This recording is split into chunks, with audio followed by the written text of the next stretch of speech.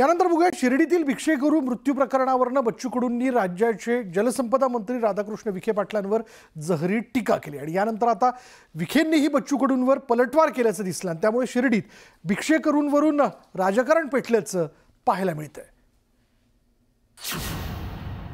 बच्चूंचे विखेंविरोधात कडू बोल। विखे सर्वात मोठे मतांचे भिकारी। भिक्षेकरी मृत्यू प्रकरणावरून घणाघात। कडूंना देव सुबुद्धी देव, विखेंचा पलटवार। शिर्डीमधील भिक्षेकरी मृत्यू प्रकरणात बच्चू कडूंनी उडी घेतली आहे। शनिवारी बच्चू कडूंनी मृत भिक्षेकऱ्यांच्या कुटुंबियांची भेट घेऊन सांत्वन केलं। यावेळी प्रशासनाच्या ताब्यातील लोक मरत असतील तर शिर्डीचे आमदार आणि पालकमंत्री काय करतायत असा सवाल बच्चू कडूंनी विचारला। त्याचवेळी राज्याचे जलसंपदा मंत्री विखे पाटलांवर बच्चू कडूंनी घणाघाती टीका केली। विखे पाटील हे केवळ मतांचे भिकारी असल्याचा हल्लाबोल कडूंनी केला। ते तर मताचे भिकारी आहे। दर 5 वर्षांना जिल्हा परिषदेची निवडणूक आली का भीक मागतय, काय म्हणतात तिकडे विधानसभा असली का भीक मागतय। खरे भीक ते आहे। आता कोण म्हणणार म्हणजे विखे। बच्चू कडूंच्या या टीकेला माजी खासदार सुजय विखे पाटील यांनी प्रत्युत्तर दिलंय। आम्ही मैताच्या कुटुंबियांसोबत आहोत। विखे परिवार त्यांना सर्वतोपरी मदत करेल असं आश्वासन विखेंनी दिलं। अनेकदा लोक शिर्डीमध्ये येऊन विखे पाटलांबद्दल अपशब्द वापरत असल्यानं हे आम्हाला नवं नाही असा टोलाही सुजय विखेंनी लगावला। इथं येऊन माननीय आमदार राधाकृष्ण विखे पाटील साहेबांच्या बद्दल अपशब्द वापरणं हे आम्हाला काही नवं नाही। अनेक लोक वर्षानुवर्ष इथं आले, अपशब्द वापरले, पण मतदार आणि गोरगरीब जनता ही आमच्या परिवाराच्या पाठीमागे खंबीरपणे उभी आहे आणि प्रत्येक गोष्ट जी या मतदारसंघामध्ये केली जाते ही या तालुक्याच्या जनतेच्या भलाईसाठीच आहे हे जनता जाणून असल्या कारणाने अशा प्रकारच्या टीकेला मी उत्तरही देणार नाही। वीरभद्र महाराज त्यांना सद्बुद्धी देव।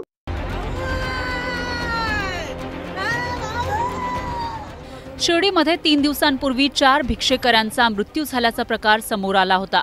विशेष म्हणजे पोलिसांनी ताब्यात घेतल्यानंतर जिल्हा रुग्णालयातच चौघांचा मृत्यू झाल्यानं एकच खळबळ माजली होती। सुजय विखेंनी भिक्षेकरूंबाबत केलेलं वक्तव्य आणि त्यानंतर भिक्षेकऱ्यांवर झालेली कारवाई यातच हा सगळा प्रकार घडल्यानं बच्चू कडूंनी विखेंना लक्ष केलं। त्यामुळे आता पुढे या प्रकरणात काय घडतंय याकडे सर्वांचं लक्ष लागलंय। Bureau report, news 18 Lokmat. मावळमध्ये अवकाळी पावसाने हजेरी लावली। गारपिटीसह झालेल्या पावसामुळे वातावरणात गारवा निर्माण झाल्यानं उकाड्याने त्रस्त झालेल्या नागरिकांना दिलासा मिळाला। मात्र पिकांचं नुकसान होण्याची शक्यता असल्याने शेतकऱ्यांची चिंता वाढली आहे। चोपडा तालुक्यातील काही भागांमध्ये अवकाळी पाऊस आणि गारपिटीमुळे शेतकऱ्यांचं मोठं नुकसान झालेलं आहे। काढणीला आलेली केळी जमीनदोस्त झाल्यानं शेतकऱ्यांनी नुकसान भरपाईची मागणी केली आहे। जुन्नर तालुक्यातील अनेक गावांना वादळी वाऱ्यासह अवकाळी पावसानं झोडपलं। या पावसामुळे आंबा, फूल पिकं, उन्हाळी बाजरी आणि यासारख्या अनेक पिकांचं नुकसान झालं। नांदेडमध्ये अवकाळी पावसाने जोरदार हजेरी लावली। वादळी वाऱ्यासह आलेल्या पावसामुळे शेतपिकांचं नुकसान झालं। यामुळे बळीराजा चिंतेत सापडला। रावेर तालुक्यात वादळी वाऱ्यासह जोरदार गारपीट झाली आणि यात सुमारे 500 हेक्टरवरील केळी बागांचं नुकसान झालंय। त्यामुळे शेतकरी आर्थिक संकटात सापडला।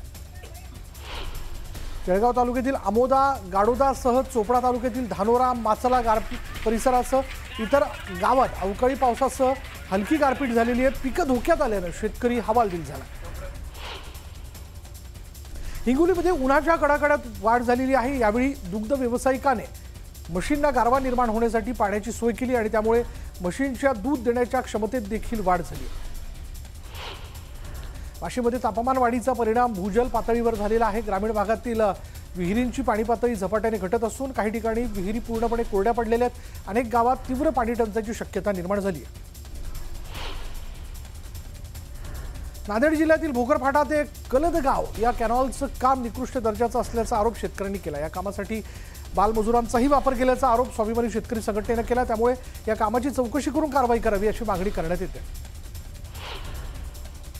कृषी विभागाच्या कर्मचाऱ्यांनी शेतकऱ्यांच्या आधार कार्डवरील माहिती चुकीची भरल्यानं 100 पेक्षा जास्त शेतकऱ्यांवर अनुदानापासून वंचित राहण्याची वेळ आली आणि ज्या शेतकऱ्यांनी कमी किमतीत आपला शेतमाल विकला अशा शेतकऱ्यांना शासनाकडून अनुदान जाहीर करण्यात आलं होतं।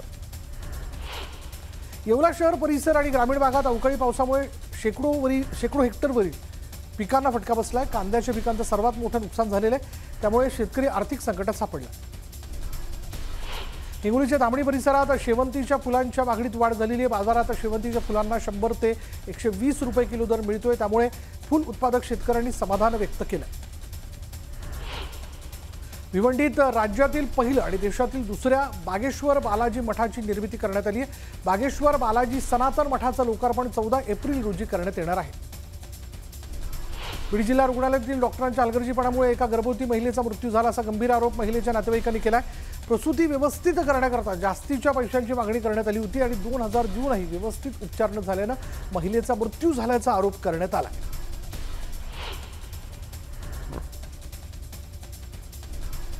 मानवी दातांना शस्त्र मानलं जाऊ शकत नाही, चावा घेतल्याचा गुन्हा अदखल पात्रच असल्याचा निर्णय औरंगाबाद खंडपीठाने दिला।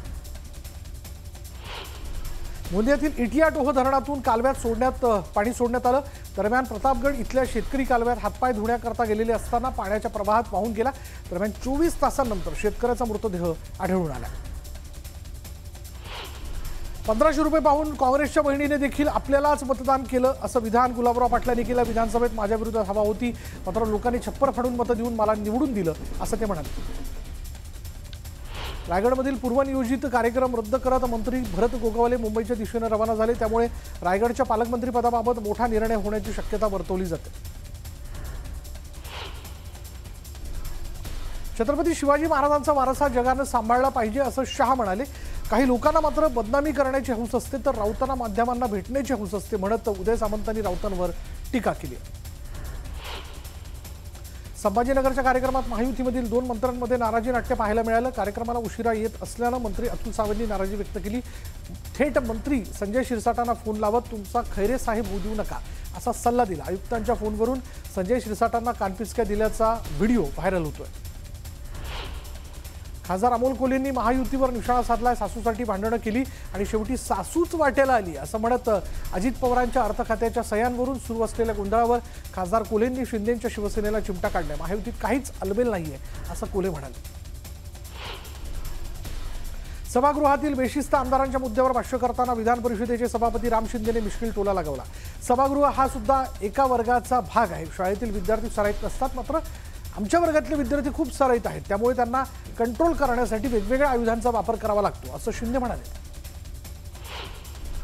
मुंबई शिवसेनेने उभाटा पक्षाला आणखी एक धक्का दिलाय। संजय घाडी आणि संजना घाडी या दाम्पत्याने शिवसेनेत प्रवेश केला। हे दोघेही पती पत्नी मुंबई महापालिकेत नगरसेवक होते, त्यामुळे त्यांच्या प्रवेशामुळे मुंबई शिवसेनेची ताकद वाढणार आहे। एकनाथ शिंदे अमित शहांमार्फत बोलणार नाहीत, काही असल्यास ते थेट अजितदादांना कॅबिनेटमधून बोलतील असं वक्तव्य सुधीर मुनगंटीवार यांनी केलंय। तर तिन्ही पक्षांमध्ये आणि सरकारमध्ये सर्व काही अलबेल आहे असंही ते म्हणाले। उपमुख्यमंत्री अजित पवार बारामती दौऱ्यावरती असून त्यांनी जनाई शिरसाई योजनेचं लोकार्पण केलं। पाणी बोरकरवाडी तलावात सोडण्यात आलं।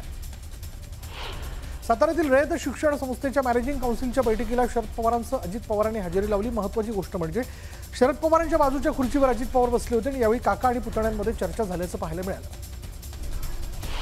महाराष्ट्र दौऱ्यावर आलेले केंद्रीय गृहमंत्री अमित शहा हे दिल्लीसाठी रवाना झालेले आहेत, मात्र दिल्लीला रवाना होण्यापूर्वी उपमुख्यमंत्री एकनाथ शिंदे अमित शहांच्या भेटीसाठी दाखल झाले होते। दोघांमध्ये सुमारे अर्धा तास चर्चा झाल्याची माहिती आणि यावेळी त्यांच्यात काय चर्चा झाली आहे हे अद्याप गुलदस्त्यात आहे। राधाकृष्ण विखे पाटील मतांसाठी भिकारी असल्याची टीका बच्चू कडूंनी केली होती। वीरभद्र महाराज बच्चू कडू यांना सद्बुद्धी देवो असं म्हणत विखे पाटलांनी कडूंना प्रत्युत्तर दिले। सुरेश धस आणि संदीप क्षीरसागर यांनी 2014 साली शिक्षक बदली प्रक्रियेत 39 कोटींचा घोटाळा केल्याचा आरोप होतोय। ओबीसी नेते बाळासाहेब सानप यांनी गंभीर आरोप केला। बारामतीमध्ये उपमुख्यमंत्री अजित पवारांच्या हस्ते विद्यार्थ्यांना चष्मा वाटप करण्यात आलं। दरम्यान चष्मा न काढण्याचा सल्ला अजित पवारांनी विद्यार्थ्यांना दिला। कल्याणमधील अल्पवयीन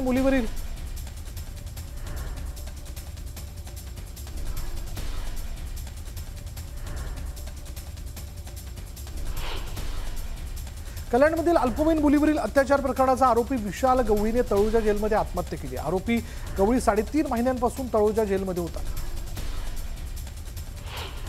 विशाल गवळीच्या आत्महत्येवर माजी नगरसेवक महेश गायकवाडांनी प्रतिक्रिया दिली।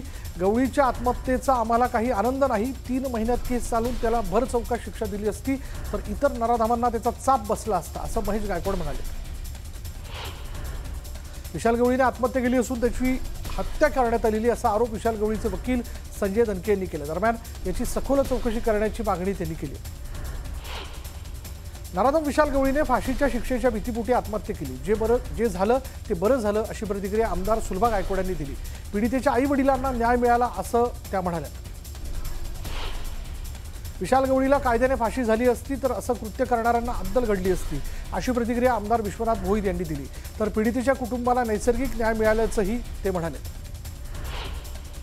अंबरनाथ तालुक्याच्या क्रीडा संकुलाची इमारत मागील वर्षी कोसळली होती। दरम्यान त्या ठिकाणी कोसळलेल्या वास्तूचा सांगाडा 1 वर्षांपासून तसाच पडू नये, मात्र त्याच्या पुनर्बांधणीकडे प्रशासनानं दुर्लक्ष केले, त्यामुळे खेळाडूंमध्ये नाराजी पसरली आहे। मीरा रोड परिसरात चोरट्यांनी महिलेच्या दागिन्यांची चोरी केली। चोरी करणाऱ्या 2 चोरट्यांना पोलिसांनी अटक केली। चोरीची संपूर्ण घटना सीसीटीव्हीमध्ये कैद झाली आहे। सरकारने खासगी रुग्णालयाचे दर निश्चित केले पाहिजेत का? गेल्या 5 वर्षात रुग्णालयाने अनावश्यक चाचण्या केल्यात का? आदी प्रश्नांवर नागरिकांची मतं ऑनलाईन स्वरूपात पुण्यातील पेशंट्स राईट्स नाऊ या फोरमकडून मागवली जातात आणि खासगी रुग्णालयात दर निश्चित करण्याबाबत सर्वोच्च न्यायालयात याचिका दाखल करण्यात आली आहे। या याचिकेत ही माहिती सादर केली जाणार आहे। एप्रिल महिना सुरू होताच उन्हाची तीव्रता अधिकच वाढली, त्यामुळे नागरिकांचं उन्हापासून संरक्षण व्हावं यासाठी पालिकेनं सिग्नलवर हिरवी नेट लावली आहे। पुरुषांवर होणारे अत्याचार थांबवा या मागणीकरता पुरुष आयोग 19 एप्रिलला दिल्लीतील जंतर मंतर मैदानावर धरणे आंदोलन करणार आहे। पुरुषांच्या बाजूने देखील कायदा व्हावा अशी मागणी करण्यात येते। बदलापुरातील शेकडो शाळांमध्ये शिवीमुक्त शाळा अभियान राबवलं जात आहे। भाजप आमदार किसन कथोरेंच्या संकल्पनेतून हे अभियान राबवलं जाईल याची मुंबई विद्यापीठाच्या कुलगुरूंनीही दखल घेतली। अक्कलकोटमध्ये श्री स्वामी समर्थांच्या पुण्यतिथी महोत्सवाच्या निमित्ताने विविध धार्मिक कार्यक्रमांचं आयोजन करण्यात आलं। 13 ते 25 एप्रिलपर्यंत हे कार्यक्रम पार पडणार असून 26 एप्रिल रोजी पुण्यतिथी दिनी प्रभात फेरी, नामस्मरण आणि काकड आरतीचं आयोजन करण्यात आलं। नाशिकच्या मनमाडमध्ये भैरवनाथ यात्रेला सुरुवात झाली आणि यावेळी रथ ओढताना हिंदू मुस्लिम ऐक्याचं दर्शन पाहायला मिळालं। दरम्यान यात्रेत मोठ्या संख्येने नागरिकांनी सहभाग नोंदवला। धाराशिवच्या येरमाळ्यात येडेश्वरी देवीच्या यात्रेत चुना वेचण्याचा कार्यक्रम आयोजित करण्यात आला। यावेळी मोठ्या संख्येने भाविकांनी सहभाग नोंदवला। दरम्यान पालखीवर हेलिकॉप्टरने पुष्पवृष्टी करण्यात आली। साईबाबांच्या दर्शनासाठी भाविकांनी शिर्डीत मोठ्या प्रमाणात गर्दी केली। सलग आलेल्या सुट्ट्यांमुळे पर्यटन स्थळांसोबतच धार्मिक स्थळांवर देखील मोठी गर्दी बघायला मिळाली। यावेळी भाविकांच्या रांगांनी आणि साईनामाच्या जयघोषानं शिर्डी दुमदुमून निघाली आहे। मुळशी तालुक्यातील वेळण गावातील 350 वर्षांची परंपरा लाभलेल्या वाघजाई देवीची बगाड यात्रा भक्तिभावानं आणि उत्साहात पार पडली आणि यावेळी संबळ आणि ताशाच्या गजरात देवीचा जयघोष करत बगाड फेरी पूर्ण करण्यात आली। जळगावच्या सावदामध्ये मरीमाता देवी मंदिराच्या वतीनं मिरवणूक काढण्यात आली। मिरवणुकीत मोठ्या संख्येनं भाविकांनी सहभाग नोंदवला। रायगडच्या माणगावातील नांदवी गावाचं ग्रामदैवत श्री बापूजी महाराज यांचा वार्षिक जत्रोत्सव मोठ्या उत्साहात पार पडला। या निमित्तानं भाविकांनी मोठ्या प्रमाणात दर्शनाकरता गर्दी केली। बगाडावरून लाट फिरवणं, पालखी नाचवणं भाविकांसाठी आकर्षण ठरलंय। बीडच्या आष्टी तालुक्यातील वाळुंज इथल्या भैरवनाथाच्या यात्रेला सुरुवात झाली। या यात्रेला 250 वर्षांची परंपरा आहे। यात्रेच्या निमित्तानं मंदिरावर आकर्षक विद्युत रोषणाई करण्यात आली। छत्रपती संभाजीनगरमध्ये पाण्याची पाईपलाईन फुटल्याची घटना घडली। यामुळे लाखो लिटर पाणी वाया गेलं। तातडीनं पाईपलाईन दुरुस्त करण्याची मागणी करण्यात आली। जलसाठ्याचं पुनरुज्जीवन करण्याकरता जलयुक्त शिवारांतर्गत योजना राबवली जाते। या संदर्भात शेतकरी आणि नागरिकांमध्ये जनजागृती रथाच्या माध्यमातून जनजागृती केली जाणार आहे। तहसीलदार भाऊसाहेब थोरात यांनी या रथाला हिरवा झेंडा दाखवला। नंदुरबारच्या केलापाणी गावात रुग्णवाहिका नसल्यानं नागरिकांना अडचणींचा सामना करावा लागतोय। आजारी रुग्णांना झोळीतून पायपीट करत रुग्णालयात नेण्याची वेळ नागरिकांवर आली। दरम्यान तातडीनं रुग्णवाहिकेची सोय करण्याची मागणी नागरिक करतात। तापमान वाढल्याने जळगावात नद्या, तलाव आणि विहिरींची भूजल पातळी कमी होत असल्याचं चित्र आहे। मध्यम आणि मोठ्या प्रकल्पातील जलसाठा गेल्या महिन्याभरात 10% घसरलाय, त्यामुळे पाणी टंचाईची शक्यता निर्माण झाली आहे। उपमुख्यमंत्री अजित पवारांनी मराठी बिग बॉस विजेता सूरज चव्हाणच्या घराच्या कामाची पाहणी केली आणि बांधकाम उत्तम दर्जाचं करण्याच्या सूचना अजित पवारांनी दिल्या। सांगोल्याच्या येलमार मंगेवाडीत बोर आणि नारळाची झाडं पेटवण्यात आली। ही झाडं शेजारील शेतकऱ्यांनी पेटवल्याचा आरोप करण्यात येतोय। तातडीनं नुकसान भरपाई देण्याची मागणी करण्यात आली। बुलढाण्याच्या संग्रामपूर तालुक्यातील 449 जन्म आणि मृत्यू प्रमाणपत्र रद्द करण्यात आलेली संग्रामपूर तहसीलदारांनी ही माहिती दिली। नंदुरबार जिल्ह्यातील धडगाव तालुक्यात बिलगावच्या जंगलात वनविभागानं कारवाई केली आणि यावेळी विक्रीसाठी तोडून ठेवलेल्या सागाच्या झाडाच्या दांड्या वनविभागानं जप्त केलेल्या आहेत। धाडीदरम्यान लाकूड तस्कर फरार झाले। रत्नागिरी जिल्ह्यातील अंजरले समुद्र किनाऱ्यावर कासव महोत्सव सुरू आहे आणि किनाऱ्यावरील कृत्रिम घरट्यातील कासवांच्या पिलांना समुद्रात सोडण्यात आलं। ही पिलं समुद्रात झेपवताना पाहण्यासाठी पर्यटकांनी मोठ्या प्रमाणात गर्दी केली होती। नाशिकमधील अनेक वर्षांपासूनची मडबातची परंपरा यंदाही अबाधित आहे। आयुर्वेदिक मातीचा लेप लावून उन्हापासून आणि त्वचेच्या विकारांपासून प्रतिबंध व्हावा या हेतूने मडबातचं आयोजन करण्यात आलं। यात शेकडो नाशिककरांनी सहभाग घेतला। उरणमधील पिरवाडी समुद्रात 4 पर्यटक अडकले होते। समुद्र किनाऱ्यापासून 300 मीटर अंतरावर असलेल्या खडकावर पर्यटक अडकले। दरम्यान सागर रक्षक दलाच्या जवानांनी पर्यटकांना सुखरूप वाचवलं। येवल्यात एका मशिदीवर वीज कोसळल्याची घटना घडली आणि त्यामुळे मशिदीच्या छताला तडे गेलेले। सुदैवाने यात कोणतीही जीवितहानी झालेली नाही। मालवण समुद्रातील सिंधुदुर्ग किल्ल्याचा 358वा वर्धापन दिन उत्साहात साजरा करण्यात आला। यावेळी किल्ल्यात शिवरायांचं पूजन करण्यात आलं। दरम्यान शिवभक्तांनी शिवरायांचा जोरदार जयघोष केला। पुसद ते वाशिम मार्गावरील खंडाळा घाटात भला मोठा खड्डा पडला, त्यामुळे अपघाताच्या प्रमाणात वाढ झाली आहे। त्यामुळे हा रस्ता लवकरात लवकर दुरुस्त करण्यात यावा अशी मागणी नागरिकांकडून करण्यात येते। जळगावच्या दीपनगरमध्ये तापी नदीपात्रातून वीज निर्मितीसाठी बेकायदेशीर पाणी उपसा सुरू असल्याचा आरोप शेतकऱ्यांनी केला। तापी नदीतील पाणी उपसा तातडीनं बंद करण्याची मागणी शेतकऱ्यांनी केली। एसटी बस अभावी मनमाड नांदगाव शहरासोबतच ग्रामीण भागातील शेकडो विद्यार्थिनींची परवड सुरू आहे। तापमानाचा पारा 41 अंशांवरती पोहोचलेला असतानाच तासनतास विद्यार्थ्यांना कडक उन्हाचा सामना करावा लागतो आणि त्यामुळे विद्यार्थ्यांसाठी वेळेत बस उपलब्ध करून देण्याची मागणी करण्यात येते। नांदेड शहरात सध्या 2 दिवसाआड पाणीपुरवठा केला जातोय। शहराला पाणीपुरवठा करणाऱ्या विष्णुपुरी धरणात मुबलक पाणीसाठा आहे, मात्र पुढील काळात पाणी टंचाई भासू नये यासाठी इसापूर धरणातून राखीव पाणीसाठा मागवण्याचा निर्णय पालिकेने घेतला। बिहार इथल्या महाबोधी बुद्ध विहार बौद्ध बांधवांच्या ताब्यात द्यावं या मागणीकरता वंचित बहुजन आघाडीकडून स्वाक्षरी अभियान राबवलं जात आहे। दरम्यान 16 आणि 17 एप्रिल रोजी वंचित बहुजन आघाडीचे नेते प्रकाश आंबेडकर बिहारमध्ये आंदोलन छेडणार आहेत। गेल्या 3 महिन्यात भाजीपाला आणि शेतीमालाचे दर प्रचंड कोसळलेत आणि या विरोधात आरपीआयने कुर्डुवाडी बाजार समितीत आंदोलन केलं। कांदे, वांगे, बटाट्यांचे हार घालत शासनाचा निषेध नोंदवण्यात आला। पुण्यात आईनेच आपल्या अल्पवयीन मुलीचे अश्लील व्हिडिओ करून बॉयफ्रेंडला पाठवले आणि त्याला मुलीशी अनैतिक संबंध ठेवायला सांगितलं। मुलीने आपल्या आईचे आणि तिच्या प्रियकराचे प्रेमसंबंध समोर आणल्यानं नराधम आईने हे कृत्य केलं आणि या प्रकरणी बिबिवेवाडी पोलीस ठाण्यामध्ये नराधम आईसह तिच्या बॉयफ्रेंडला अटक करण्यात आली। जळगावच्या अंबळनेर तालुक्यात आगीचं सत्र सुरूचे। मारवड ढेकूनंतर आता कळमसरे शिवारात लागलेल्या आगीमध्ये ज्वारी आणि जनावरांचा चारा जळून खाक झालाय। या आगीत 12 शेतकऱ्यांचं 29,56,000चं नुकसान झालं। ताणूमध्ये महालक्ष्मी यात्रेदरम्यान गडाच्या टोकावर चढण्याचा प्रयत्न करणाऱ्या एका भाविकाचा खाली पडून जागीच मृत्यू झाला।